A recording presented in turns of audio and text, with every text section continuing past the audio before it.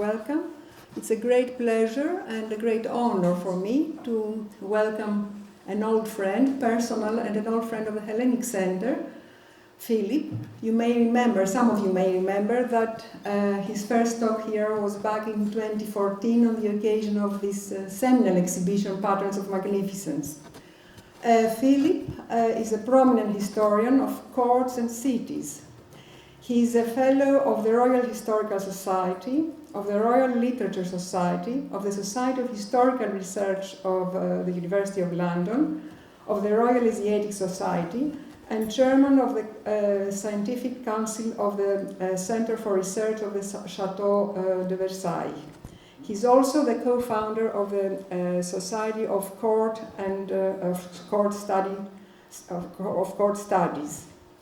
He has written extensively on the history of France and on the history of the Ottoman and post-Ottoman world. The list is very long. Let me mention some of his publications. The Sultans in Splendor, the Last Years of the Ottoman World. Constantinople, City of the World's Desire, 1543-1924. Aleppo, The Rise and Fall of Syria's Great Merchant City. And Levant, Splendor and Catastrophe on the Mediterranean World. Talking about the Levantine world, Philip is a trustee of the Levantine Heritage Society, and if one is interested in the Levantine world, will find a wealth of publications, events, and talks and conferences by becoming a member of the Levantine Heritage Foundation. You will see the leaflet next door and books about it on sale at discounted price. After all this, I think we could not have found a better placed person to talk to us about the Greek diaspora after the foundation of the Greek kingdom, to the expense, of course, of the Ottoman Empire. Philip, over to you.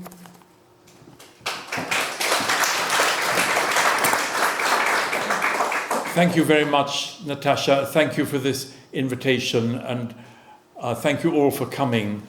And this wonderful exhibition, which Natasha helped to organize, it shows the heroic vision of the Greek fight for independence after 1821. Well, that is true. We are celebrating and commemorating it this year, but I want tonight to present another point of view of those Greeks who were perhaps less heroic, but possibly more realistic, and they preferred to stay in their cities, Constantinople and Smyrna, rather than joining the struggle in the Peloponnese. And I want to begin with talking about cities and nations and the relations between the two. We have been so conditioned, in my opinion, by nationalism, now resurgent almost everywhere, that we often forget the defining importance of cities. And cities are also political forces like governments. They too can transform nations and people. The concentration of people, businesses, events, news, and leaders and ambitions in one city can be decisive both in national and international politics. Think of the number of times a revolution in Paris has overthrown or threatened a national government in France. 1789, 1792, 1830, and so on. And of course, the example of the French Revolution had a certain influence on the Greek Revolution of 1821, though perhaps rather less than fellow feelings for Christianity. And tonight, we are united by love of history and Greece and England, but also of London. It's London that has brought us here into this same room. London, as much as the nations of England or Greece, is the basis for many of us of our education, our social life, our career, our businesses, incomes, our families and partners. And I think the importance of cities outside as well as within the frontiers of the Greek state distinguishes its history from that of other countries. Most Greeks in 1821 were living in the multinational Ottoman Empire as they had since 1453 or indeed much earlier. By 1821, thanks to international trade, like today, some Greeks had also migrated to the Russian and Austrian empires. For example, Greeks, as well as Italians and Russians, had settled in the booming new port city of Odessa, established in 1794 by Catherine the Great on the site of the Ottoman village of Hadjibe on the Black Sea. And it's there that the War of Independence began, as you know, in March 1821.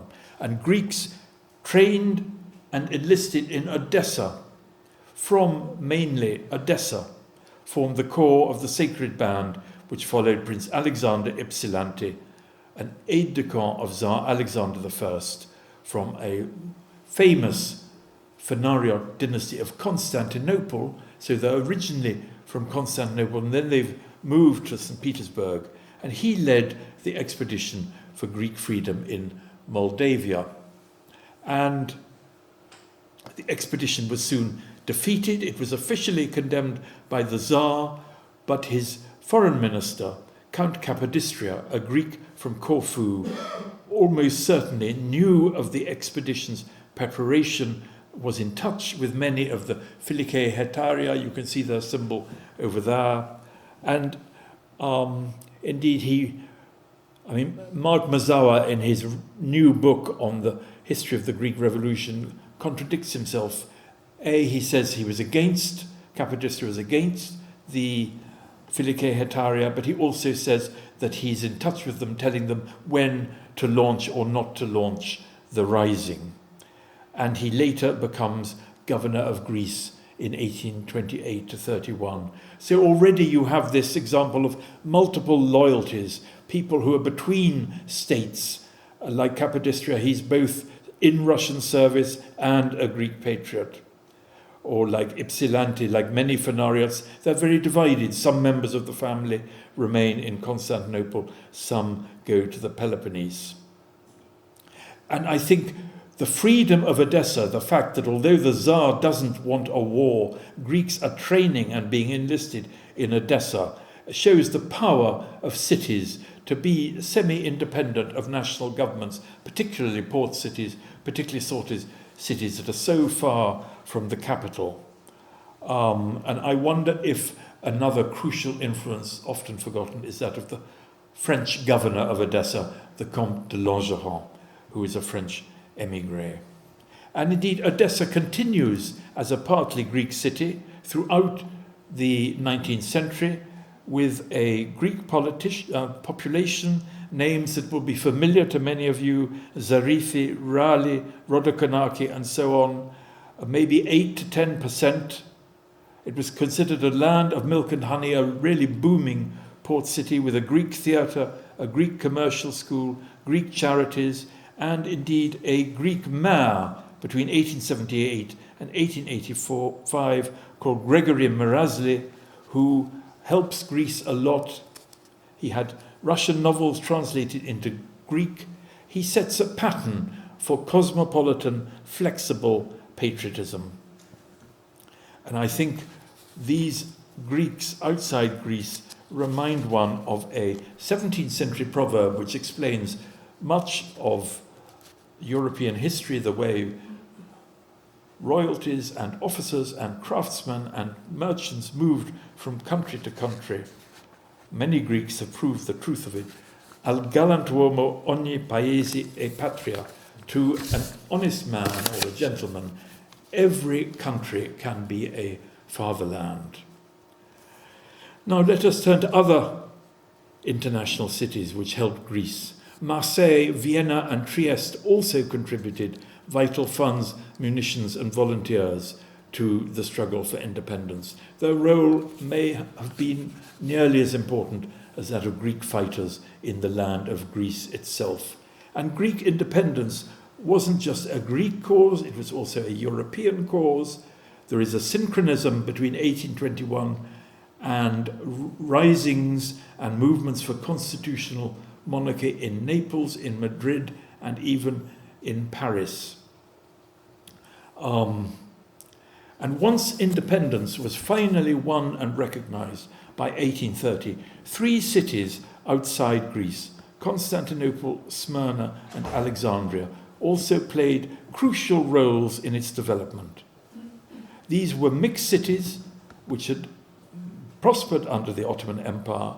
Greeks were at first outnumbered by Muslims, Jews, and Levantines. But after independence, paradoxically, many people expected all the Greeks to migrate to the new Greek state. They provided alternatives to the Greek state. Such was the poverty, banditry, and overtaxation in liberated Greece that, as I hope to show, many Greeks preferred to groan under the Turkish yoke rather than to be free in their own country. Let us begin with Constantinople. Sultan Mahmud II, as you know, imposed a 6-month reign of terror on Greeks after March 1821. Schools and churches were attacked or destroyed. The patriarch himself was killed. When ambassadors went to Topkapi Palace to present credentials, they passed piles of Greek heads which had been sent by Ottoman commanders from the battlefield. Kolokotronis wrote, "It is impossible for Greek and Turk to live together," and many practiced what he said, and they drove Turks out from the Peloponnese or killed them. For his part, Mahmud II said, "From now on, not a single room can be trusted." But in fact, circumstances, la force des choses, brings Greeks and Turks together again.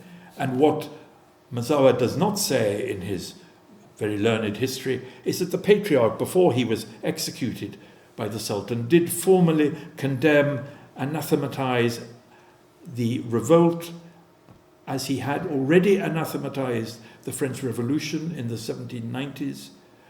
He calls liberty a destructive poison destined to precipitate the people into chaos and disorder. He excommunicates Ypsilanti and his followers, and this policy of repulsion towards active Greek nationalism is continued by other patriarchs. And some Greek islands did not support the struggle for freedom, like Chios, to begin with, Andros. There are people from Andros here today, and other, even foreign travellers said Athens didn't really want a war of independence.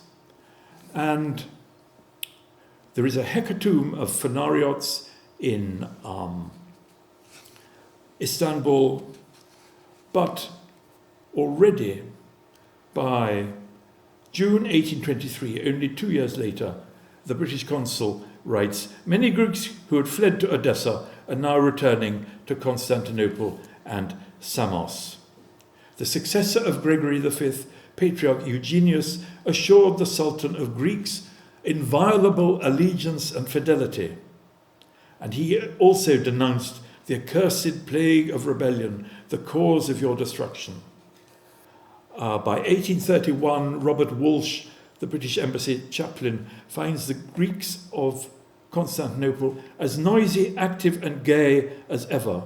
A Greek commercial school is established in the 1830s. From 1834, the Patriarch recovers the great honour of receiving his investiture directly from the Sultan, as he had before 1821, i.e. he is fully again part of the Ottoman honours system. The same Sultan who had murdered so many Greeks 15 years earlier had changed his attitude. New Greek churches and new Greek schools, 88 schools by 1880, were built in the capital. After 1862, the Greeks of the Ottoman Empire had their own national regulations of the nation of the Romans, providing the community with a degree of self-government and self-regulation that is 14 years before the Ottoman Empire itself secured a constitution. There is a second Phanar, sometimes including relations of the first Phanar, these Greek princely families who served in key offices, particularly in diplomacy. And I'd like to quote a description of a ball given by a wealthy Greek merchant in the long gallery of his house in the Fanar district of Istanbul during the carnival of 1836. Such bright blues, deep pinks, and glowing scarlets I never before saw collected together. And the English observer sees, Julia Pardo sees Nicholas Aristarchibe from a famous family with the brightest teeth I ever saw. He was son of a former dragoman who had been killed by Mahmud II. His mother and sisters had suffered exile, yet he is already by then serving Mahmud II as a foreign policy advisor, and he is grand logothete to the patriarch. And it's he who teaches Sultan Abdulmejid, the son of Mahmud II, the key reforming sultan of the 19th century. He teaches him French, the international language of Europe in the 19th century. So other families connected to the Fanar are becoming to now. So the Greeks have really recovered their position. They're about 20% of the total population of Constantinople, as they would remain until 1918 or 1920. They felt very superior to the Greeks of the Kingdom of Greece and were delighted to say that they had a theatre long before Athens, a Greek theatre long before Athens. And let us now take a few individual examples. Here is Kostaki Musaros Bey. He is son-in-law of another key Greek Orthodox advisor to the Sultan, though he's of Bulgarian extraction, Stephanos Vagoridis, who describes himself as steady in my servitude and writes a defense of Greek service of the Ottoman Empire, saying it saves Greek lives, and describing himself as most obedient and most faithful before the Sublime Porte. And this gentleman you see in front of you, he's wearing Ottoman uniform, the Ottoman fez, and he lived round the corner in Bryanston Square as Ottoman ambassador to London for many, many years during the crucial 1860s and 70s when Britain supports the Ottoman Empire consistently, first in the Crimean War, and secondly at the Congress of Berlin, defending it against Russian territorial designs. In fact, saving Macedonia for the Ottoman Empire. I don't know if that was an unmixed blessing, but anyway, he's very successful, and he's the ambassador when the Ottoman Sultan comes in state to visit London in 1867. Parties are given for him, but his wife was so overcome, she had a heart attack and died at a Foreign Office party in 1867. The corpse had to be taken out before the guests. No.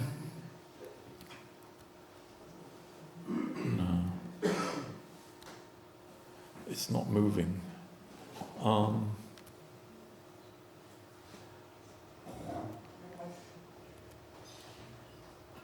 Maybe.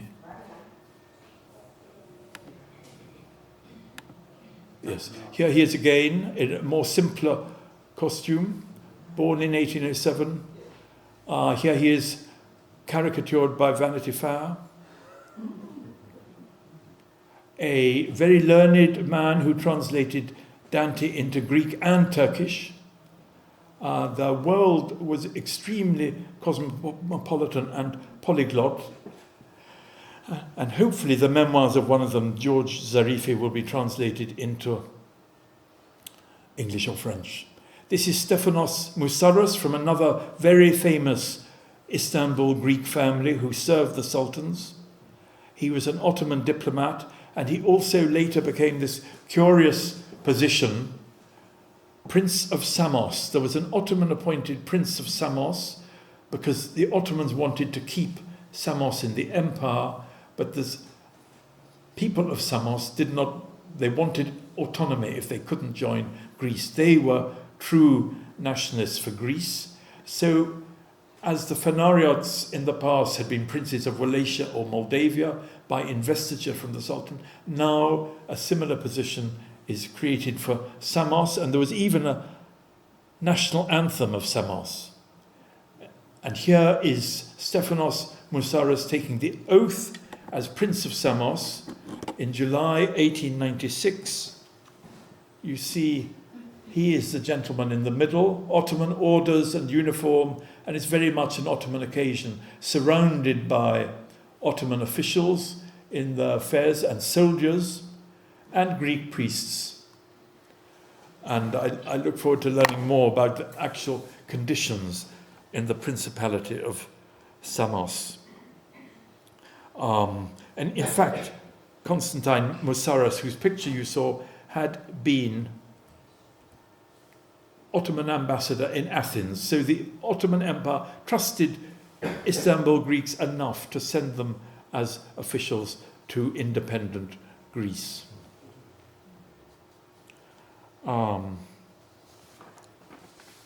And another famous figure is this gentleman, George Zarife, one of the leading bankers of Constantinople. And he refused to subscribe to a Greek government loan on the grounds that it was destined to cover military expenditure against the Ottoman Empire. And in fact, he did make loans to the Ottoman Empire for the purchase of arms, even in 1877 to 78, when Russian armies were at the gates of Constantinople. So there's no Orthodox solidarity. He's for the Ottoman Empire. He's a generous benefactor to Greek schools in the Ottoman Empire. He's a financial power, and he preferred to travel on his Ottoman rather than his Greek passport. He's proud to be an Ottoman.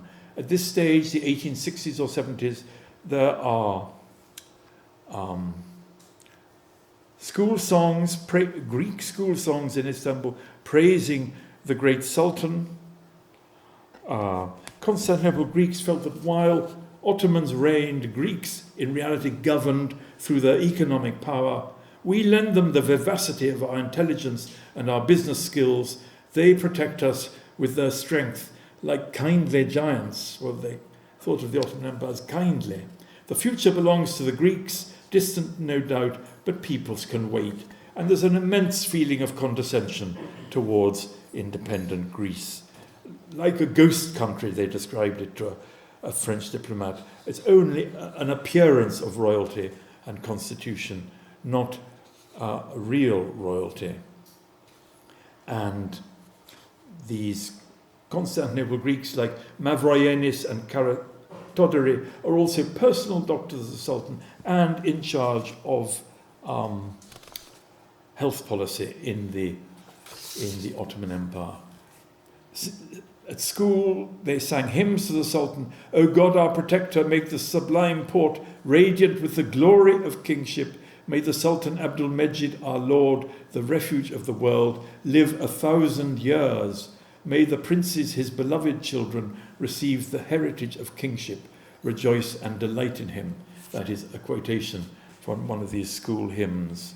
And Stephanos Vogoridis was a friend of Sultan Abdul Mejid, received him in his house. Sultan Abdul Mejid went to his daughter's wedding, and he told the Sultan, love of the fatherland is part of faith. That is a hadith of the Prophet Muhammad, quoted by an Orthodox subject of the Ottoman Empire to justify his Ottoman patriotism.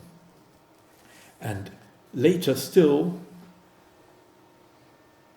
alarmed by the rising power of Bulgaria and the Exarchate and the strength of the Bulgarian army in the 1880s and 1890s, the Orthodox Patriarch Joachim III regularly assured Sultan Abdul Hamid, both in Greek and Turkish, of the loyalty of the Greek nation.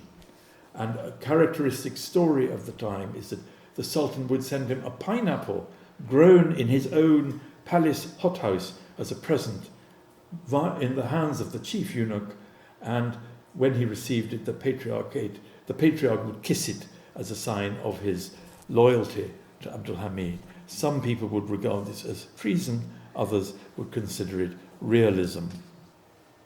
And Ion Dragoumis,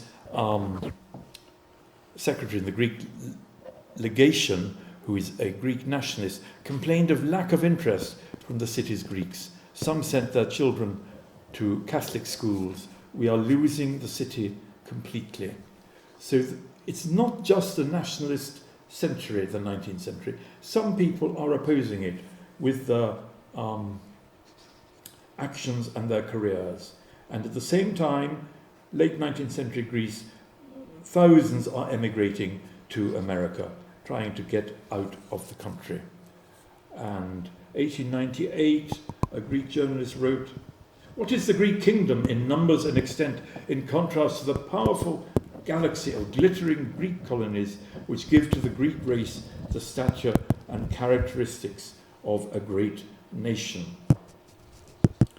And the key break with the Ottoman Empire is probably not Greek independence, but the Balkan Wars of 1912 to 13, when the Greek army does extremely well. It takes Salonika, and victory follows victory, and then the dream of a new Byzantine Empire, then that really does take hold. But the Zarifes had always opposed it and considered the Greek kingdom sort of frustrating and feeble-minded is one adjective that appears. And then I won't tell you about the end of the Greeks of Constantinople. You know it very well.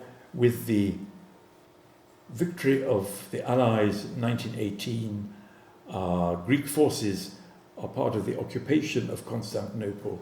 The Turkish writer Aziz Nesin remembered seeing Greeks stamp on their Ottoman fezzes, shouting, "Zeto Venizelos, Zeto Venizelos." And after Kemal's troops re-enter the city, then the Greek population really does begin to suffer discriminatory taxes and laws. Refet Pasha says, "The Greeks, if they were not actually expelled, would do well to leave, as the future in the new Turkey, in the future they would be unable to make a living here." And only about 3,000 remain today. This is the Zarife tomb in Athens. This is a Mavroyenis, another Ottoman official. A Mavroyenis was Abdulhamid's doctor. That is the great school at Fana, now empty.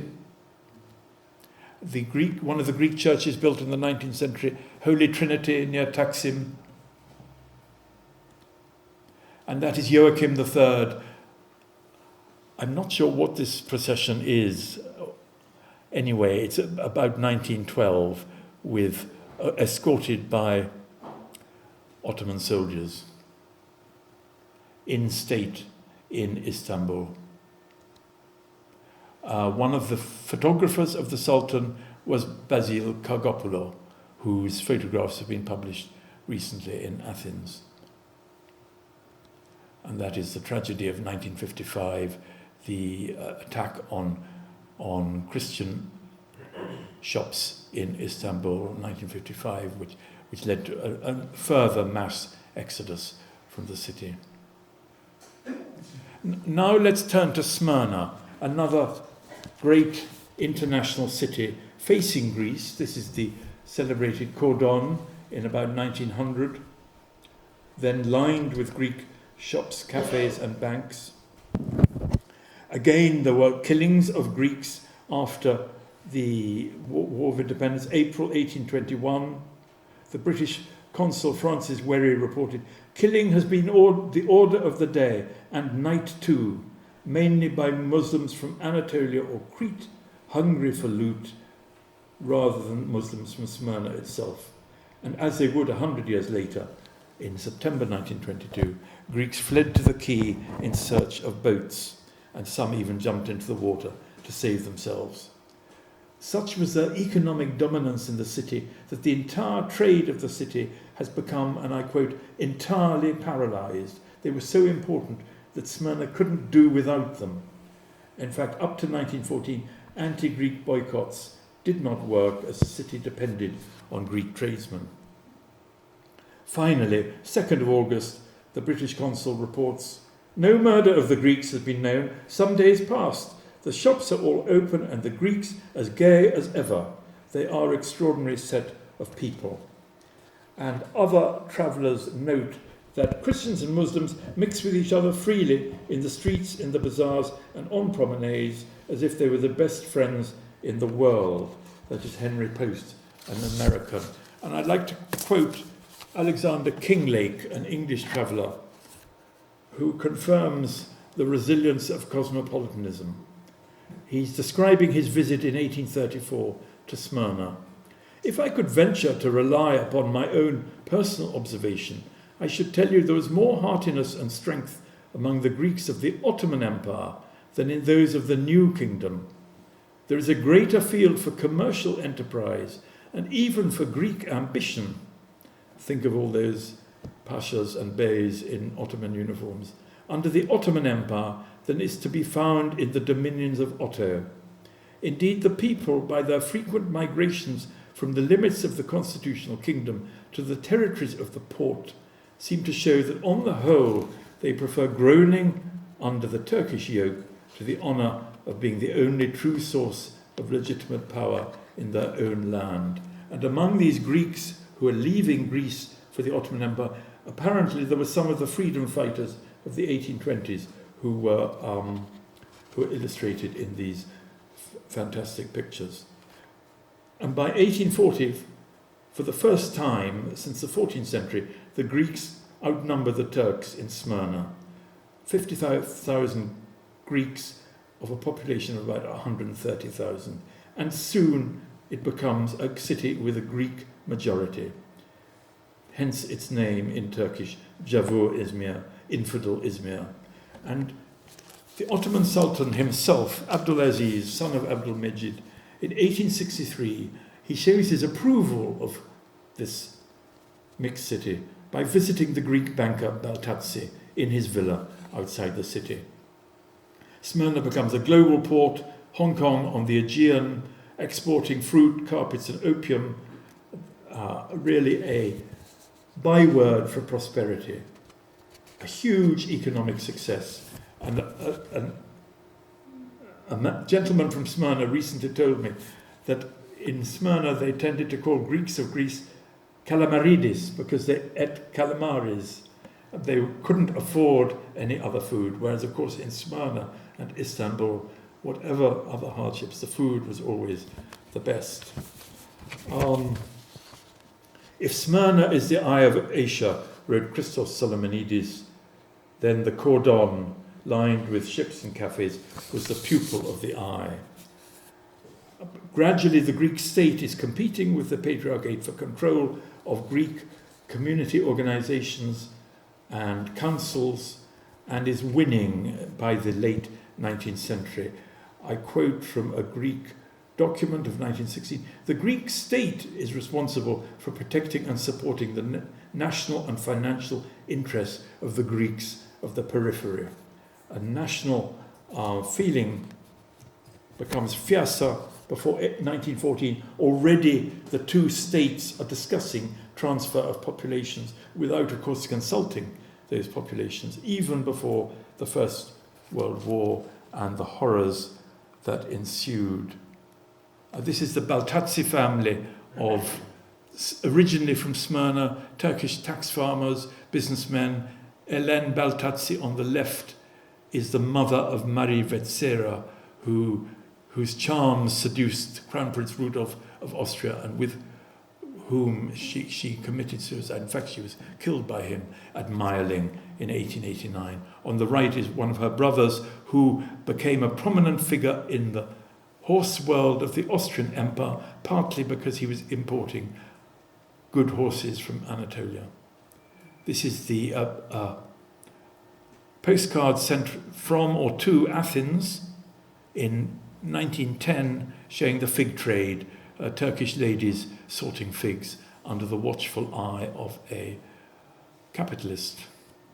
And that is you see, the postcard says Smyrna, Grèce. They thought Smyrna was in Greece, and it's the theatre of Smyrna where many Greek plays were performed. And showing Greek participation in some aspects of Ottoman life. This is a Greek demonstration in honour of the restoration of the Ottoman constitution the 2nd of August 1908. Greek flags side by side with blue and white Greek flags side by side with red Ottoman flags. And that is the dream of a greater Greece, Venizelos. I'm sure you've all seen this famous postcard, the dream which would end in the catastrophe of 1922, which will be commemorated next year, I'm sure, in many exhibitions and events. That is the Greek forces landing in Smyrna in May 1919, Greek troops, and a poster of Venizelos on the left. And that is the picture of the catastrophe, the fire of Smyrna, which is now in the Zavodaki Museum in Athens by a Levantine painter of the city, about whom I would love to know more, called Ovide Kurtovic. And that is a famous citizen of Smyrna, Aristotle Onassis, and I think characteristically he left Smyrna not for Greece but for Argentina. Maybe he knew Spanish from his life in Smyrna. He certainly knew Turkish as well as Greek, and Spanish was widely spoken by the Jews of Smyrna. And another gentleman who left Smyrna not for Greece, as many refugees did, but for England, that is Alec Isigonis, the designer of the Mini. He's standing beside it, from a Smyrna Greek family which had the good fortune to have British passports so they could come to Britain. Many people from Constantinople and Smyrna left when they had to leave the beloved cities. They didn't go to Greece but to other countries if they would have them: England, France, America, Canada, and so on. And now, third and last is Alexandria. This is Muhammad Ali, the modernizing governor of Alexandria, who came from Kavala in what is now northern Greece. His amazing house and pious foundation is one of the sites of northern Greece, painted by Wilkie in 1840. A huge, a modernizing ruler as famous in his day as the Shah of Iran was, or indeed Ataturk before him. And among his friends, among his favored businessmen and merchants, were Greeks. Why was that? Because I think they could speak Turkish with him, and he couldn't speak the Arabic of Egypt. So in fact, he was closer to Greeks from the Ottoman Empire than he was to the people over whom he was ruling. And one of his main advisors and merchants was called Tositsa, originally from Metsovo, Michael Tositsa.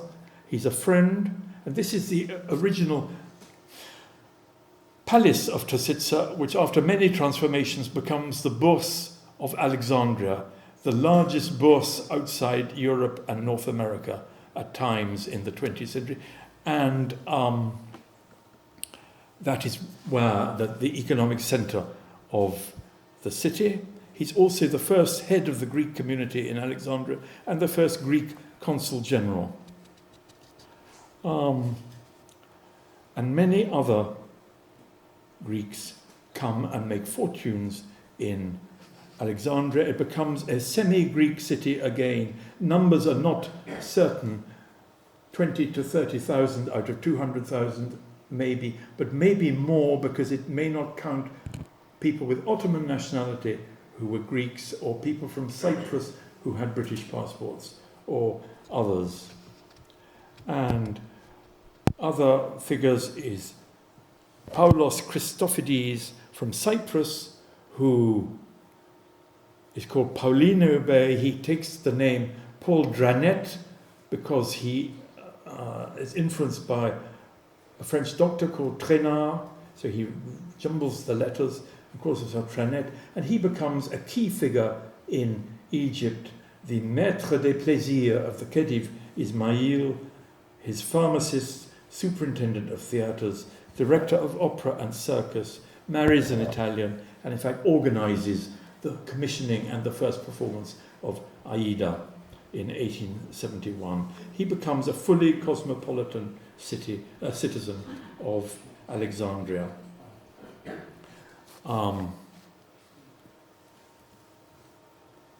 And that is his tomb in Athens, 1854. And no, that's Tositsa's tomb in Athens. However Alexandrian he'd become, he was buried in Athens. This is the Théâtre Zizania before the British bombardment of 1882, another prominent Greek who made a fortune in the 19th century. This is the ruins of the city after the British bombardment of 1882, which was widely supported by the Greek community. Some supported Egyptian nationalism, but on the whole they regarded the British army as the source of their security. And here is a letter to Constantine Cavafy, 1883, and I'd like to quote from another letter from his brother John, writing in English because they're partly English in culture and had lived in London, again round the corner from here. John Cavafy writes to Constantine, August 1882, British Marines shot down every passing Arab as they went along.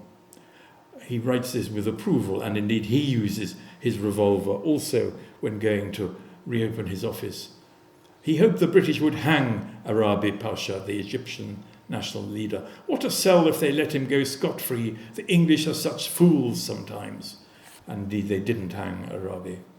30th of October 1882, John Cavafy writes, Alexandria is becoming quite brisk again, meaning business was brisk.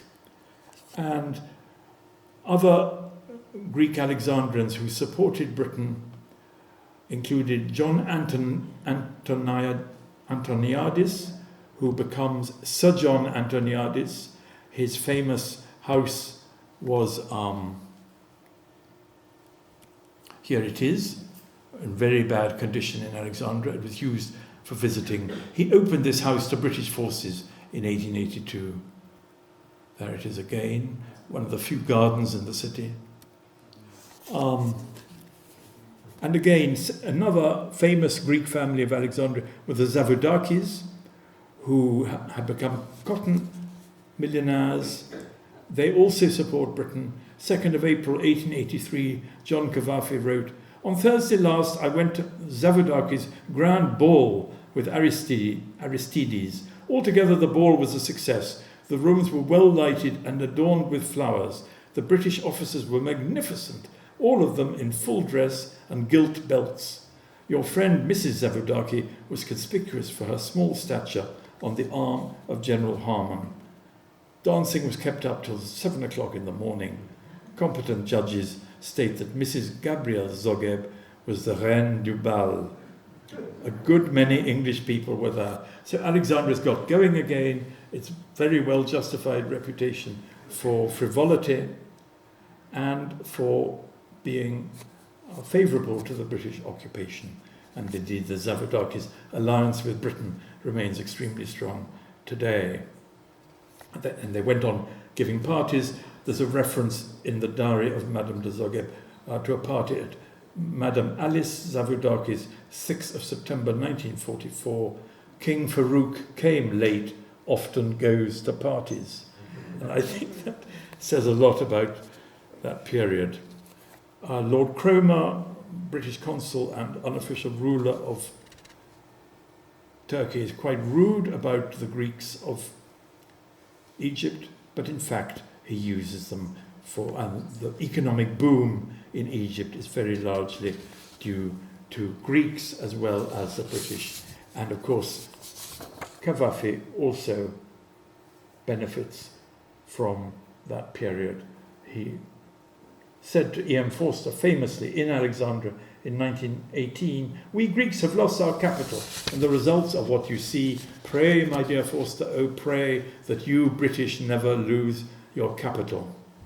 And I think he may have been referring to his own family's recent bankruptcy, but in fact lots of Greeks had not lost their capital. They were building up their capital in Alexandria and using it like the Greeks of Edessa and Constantinople, to help Greece itself. The Greek community of Alexandria constructed 2 hospitals, 9 primary and 2 secondary schools, 2 orphanages, sports clubs, and a cathedral. And a famous benefactor was Emmanuel Benaki, born in Syros, king of the Bourse in Alexandria, and his family considered anything Greek holy and sacred, and their business the power and glory of Hellenism. His daughter Penelope Delta wrote, "We had the greatest contempt for fellahs, Egyptian peasants, and regarded them almost as capital. 1 white was worth 10 blacks. To beat an Egyptian was not only permissible, it was obligatory." And that, I fear, is no exaggeration, and British officers and indeed Egyptian pashas also indulged in that activity non-stop. And the Benaki family helps finance, this is the inside of the Bourse at Alexandria, a wonderful picture by Marguerite Nachla. And I think the language they were shouting in may well have been French, the international language of the city, rather than Greek. But I will stand being corrected. And this is the Zavodaki tomb in the Greek cemetery in Alexandria. Well worth a visit, that cemetery. It is a living proof, or rather not living proof, of the power and wealth of the Greeks of Alexandria. Extravagant assertions of wealth and grief. This is Angelica Zavodaki, who died in 1888. Also prominent in tobacco and Janaklis. And this is George Averov, another famous merchant of Alexandria, also a Vlach, the biggest merchant in Egypt, founded many schools, highly patriotic, dealing with every merchandise in Egypt. Rumour said it that he also dealt in slaves. And he helped finance this incredible battleship, which is now moored off the shores of Athens, bought in 1909 in competition with the Ottoman government, which couldn't afford it. Thanks to Averov and Benaki, Greece could afford it. It's very useful in the Greek War in the War of 1912, and then 1919 they take Greek troops to both Smyrna and Constantinople. I wonder what it was up to in 1922. Why it didn't ferry people away from Smyrna? There it is. I call it the battleship of false hopes. They really felt 1919, when the Averov is sailing into Constantinople, that the time had come. And Greeks were very much a closed community, very controlled by Greek schools, Greek religious authorities. One writer, George Pieridis, remembered, "None of us has native friends. We are ignorant of everything about their lives. All our intellectual activity, almost exclusively on Greek matters and problems." But this was changing. It wasn't fixed. And he was a Marxist, probably exaggerating the situation. And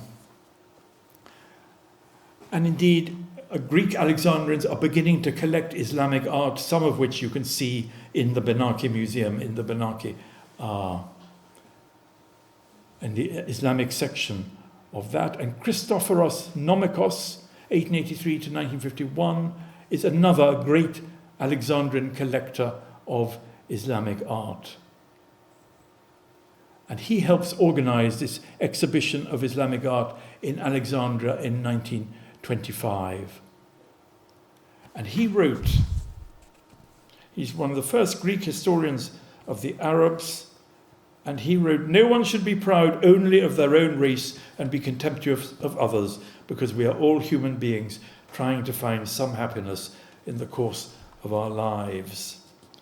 And so gradually, this second Greece, as it was called, the Greece of Alexandria, is waking up to Egypt between the wars.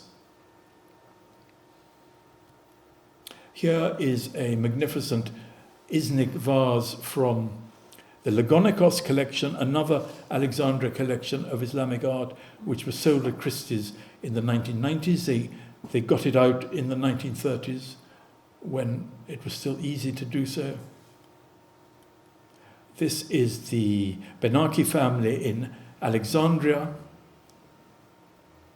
This is Penelope Delta. She chose to live in Athens, where she committed suicide in 1941.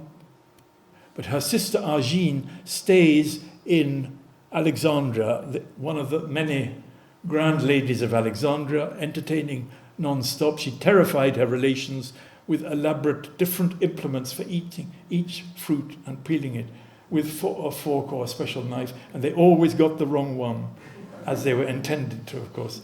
And her husband, Michael Salvago, he's not only the head of the Greek community of Alexandria, but he also sets up the National Bank of Egypt. And if it was possible to consult Egyptian records, I think you would see a much greater Egyptian life than the Greek records of Alexandria and Alexandrians imply. And they received the king of Greece when the Greek government and royal family are ferried to Alexandria in 1941, I think on the Averof battleship. And the king says, "Oh, I could never return your hospitality. Your house is much finer than my palace in Athens." And she also had a magnificent Islamic collection, which she got out with 16 suitcases in 1961 when she finally leaves Alexandria. And she waited 16 hours on the quay, but somehow she managed to get out with her treasures, and she lived by selling them later in Athens. Already there are Egyptianization laws. Arabic becomes compulsory in school, only in theory, in fact. And in 1952, for example, exit visas given by the Greek consul general in Alexandria, 163 are for Greece, but 207 for Australia. Australia is beckoning. This is the Greek hospital of Alexandria, the Kotzika Hospital. Kotzika was a businessman said to have the alcohol monopoly in Egypt. And now it's called the Gamal Abdel Nasser Hospital. This is King George of Greece in the war in Alexandria. There he is again with King Farouk and Prince Muhammad Ali at a banquet, probably in Abdin Palace in Cairo. There's a whole Greek government in exile in Egypt, even Greeks' mutinies and civil war, both among the armed forces and the navy. And gradually, after 1952, Nasser is in power and soon reveals his true colours. He says, or Naguib says, "Greece and Egypt are in essence one country. Everyone is a child of the same country if they all work for its benefit. Many Greeks helped Egypt run the Suez Canal in 1956, but in fact, many Greek Alexandrians are leaving, often for Paris, like Georges Moustaki, and nationalization of businesses in 1961 and the years preceding is even more terrifying for the Greek community than Egyptian nationalism. And many find Athens, and I'm quoting from an Alexandrian friend, lovely but very provincial. And so they came to London or Paris. And I'd like to quote some of the remarks that Greek Alexandrians made once they'd left Egypt. And this is a picture of Stratis Tsirkas, a Greek novelist from Egypt whose novel Drifting Cities, Cité à la Dérive, gives a very good picture of this period, the 1940s and 50s. Timos Melanos wrote, "He was grateful to Egypt 1,000 times. We remained Greeks, but got wider horizons. We returned the joys she gave us." Panagiotis Kamatzos said, after closing the Salvago Commercial School in 1972, Egypt gave us, along with the benefits of its cosmopolitanism, the ability to hold on to our Hellenic character, our language and our religion. Who can blame a people fighting for its independence and the right to rule over their own country? But I'll come back to that remark later. In conclusion, I'd like to say 5 points. The Levantine cities are often associated with nostalgia, but in fact, I think they were very, very realistic cities, and they have very realistic lessons for us. Not least, they're still alive in terms of property claims. Some people are getting some property back in Egypt. Maybe there will be more property claims in Smyrna and Constantinople in time to come. And not least, there is the fate of the schools and churches, which in Constantinople and Alexandria are still there. What is going to happen to these buildings? At the Levantine Heritage Foundation, we had a wonderful paper by Zeynep Souvari about Italian property claims in Istanbul. So there are many Greek ones also. And these cities matter now. They are still there. Izmir, Istanbul, Alexandria. Talk to the mayor of Izmir or the mayor of Thessaloniki or the people of Alexandria. They care deeply about the cosmopolitan past, not only for itself, but also because it's part of their identity and it makes them different from the capital city or the hinterland or the rest of the country, which they often regard the capital city not with love, but as a very difficult stepmother. And above all, perhaps these cities are barriers or antidotes against the tyranny of nationalism and the majority. After the governments had penalised the Greek minority in many of these cities, they then turned on the national majority, as many Egyptians and Turks will tell you now. And some people regard freedom and human rights as indivisible. The comment of Karmatzos is, in my opinion, a sign of the hegemony of nationalism. It wasn't fighting for freedom by expelling Greeks or nationalising their companies. That wasn't really Nasser's intention. It was really a power and money grab by Nasser and his officers and the new business elite of Egypt. Ask the Alexandrians and ask ordinary Egyptians today what they think, or indeed ordinary Izmirlis.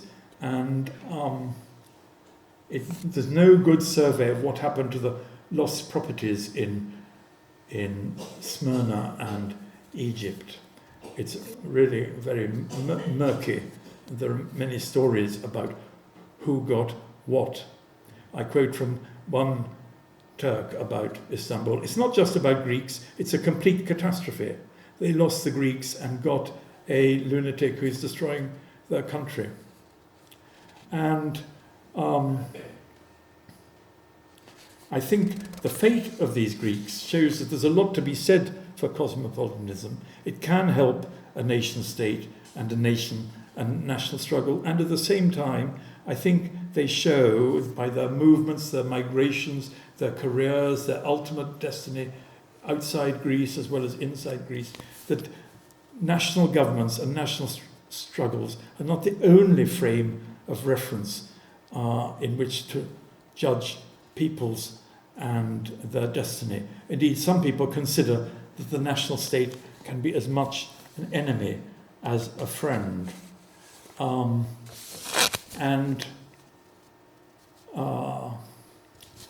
I think that nationalism and indeed sovereignty deserve as much scepticism as all other ideologies. Thank you very much.